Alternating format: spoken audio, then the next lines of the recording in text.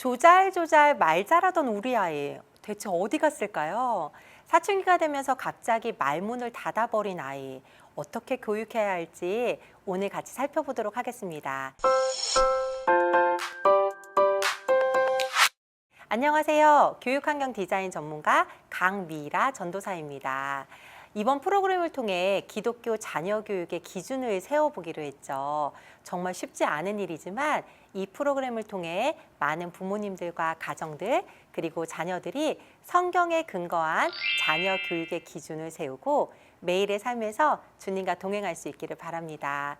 이런 기준을 세우기 위해 자녀의 발달 연령에 따라 나타날 수 있는 현상들을 어떻게 바라보고 교육할지 함께 생각해 보려고 하는데요.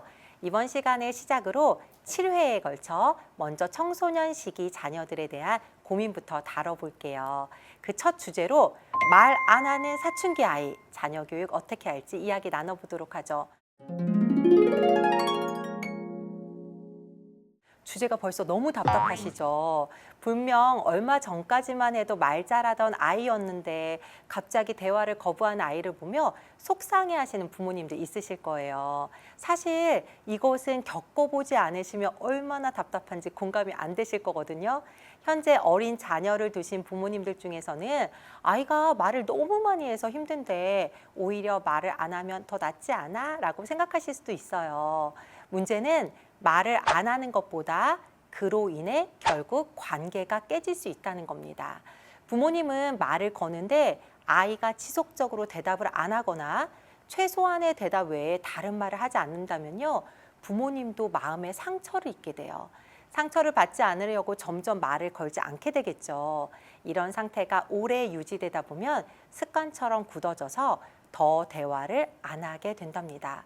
그러다 어느 날 갑자기 말을 하고 싶어도 이제는 어색해서 말을 할 수가 없게 되는 거예요. 회복하는데도 무척 시간이 많이 걸리겠죠. 말을 하라고 강요할 수도 없고 계속 상처받으면서 피할 수 있는 것도 아니고 어떻게 하면 좋을까요? 아이들 행동으로 나타난 문제들을 둘러보기 전에 먼저 해야 하는 것이 이 시기 아이들의 특징을 살펴보는 일이에요. 사춘기를 보통 질풍노도의 시기라고 하죠. 나는 누구인가에 대한 정체성을 찾는 시기이기 때문이에요.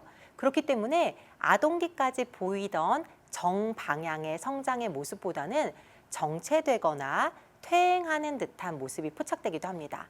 때론 돌발 행동처럼 예상 밖의 행동을 하기도 하죠. 그 이유는 사춘기 때 신체를 포함해서 뇌 발달이 왕성하게 이루어지기 때문입니다. 보통 사춘기를 뇌 리모델링 기간이라고 불러요. 유아기 때 70% 정도 가량의 뇌가 발달을 하고요. 그 다음에 사춘기 때는 그 발달된 뇌를 다시 부수고 만드는 일을 하죠. 집 리모델링 하는 거 생각하시면 돼요. 얼마나 시끄럽겠어요. 먼지도 많이 나고요. 이와 같이 지금 사춘기를 지나는 아이들 머릿속은요, 너무 시끄럽습니다. 그러다 보니 자연스럽게 외부의 소리를 잘 못 듣겠죠. 안 듣는 게 아니라요, 못 듣는 거예요. 그리고 들려도 그냥 흘려보내고 싶을 거예요. 속 시끄러운데 밖의 소리까지 듣고 반응하려면 엄청난 에너지가 드니까요. 그래서 아이의 말수가 줄어들면 우리 아이 뇌 잘 크고 있구나 라고 생각하시면 됩니다. 물론 그렇게 생각하는 게 쉽지는 않습니다. 그래도 잘 지나가는데 도움은 되실 거예요. 신앙적으로는 아이들이 대화를 거부하는 것을 어떻게 이해하는 게 지혜롭고 현명할까요? 유명한 일화인 탕자의 비유가 누가복음 15장에 나옵니다. 작은 아들이 아버지에게 상속받을 유산을 달라고 요구하죠. 아버지가 아직 살아계신데 유산을 요구하는 것이 합당치 않아 보입니다. 근데 아버지는 두 아들에게 살림을 나눠줍니다. 그리고 대화를 거부하듯 재산을 가지고 떠나는 작은 아들을 그대로 둡니다. 모든 것을 잃고 돌아올 때까지 말이죠. 이미 잘 아시는 것처럼 돌아오는 아들에게 아버지는 먼저 달려가 안으며 환대해 주십니다. 아버지의 마음은 어땠을까요? 좋지만은 않으셨을 거예요. 화가 났을 수도 있고 실망하셨을 수도 있죠. 그러나 우리가 주목해 봐야 하는 것은 모든 것을 탕진하고 돌아온 아들을 보는 아버지의 마음입니다. 누가복음 15장 20절을 보니 아들이 아직 멀리 있는데 그 아버지는 아들을 보고 불쌍히 여겨라고 말합니다. 이것이 바로 우리가 자녀들을 보며 가져야 하는 마음이 아닐까요? 아직 성장 중인 아이들은 올바른 판단을 하기가 어렵습니다. 솔직히 어른인 우리도 잘못된 판단을 할 때가 있잖아요. 아이들은 오죽하겠어요. 무엇을 먼저 해야 하는지, 이런 상황에서는 어떻게 해야 하는지 잘 모르죠.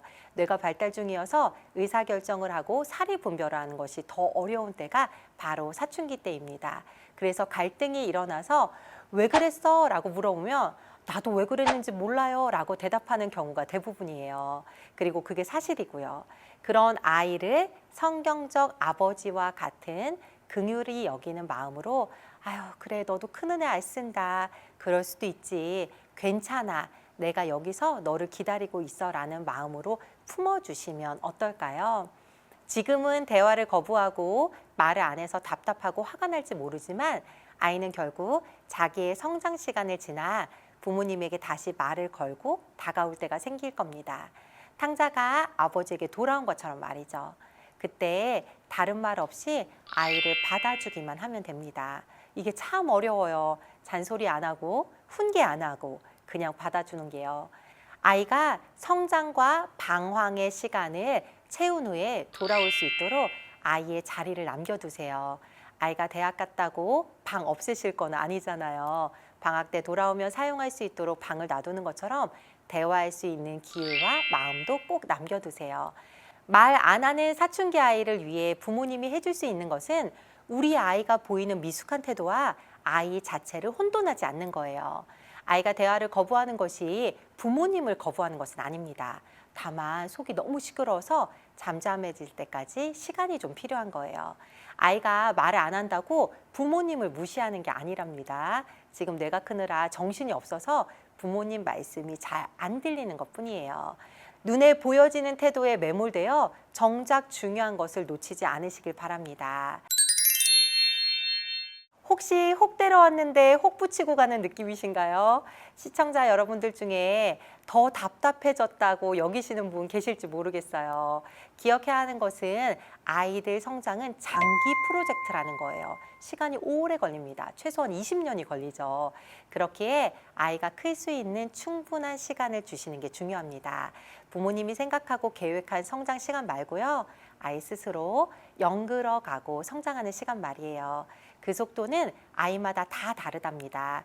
아이가 성장하는 것을 기다리시면서 아이의 미숙한 태도와 아이 자체를 혼돈하지 마시고 말씀 읽으시고 기도하시고 부모님도 믿음으로 성장하시는 시간을 보내시길 바랍니다.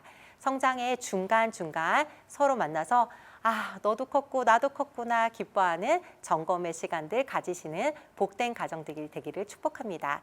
다음 시간에는 사춘기 두 번째 고민인 친구만 좋아하는 우리 아이 어떻게 교육하면 좋을지 생각해 보도록 할게요. 그럼 모두 평안하세요. 샬롬.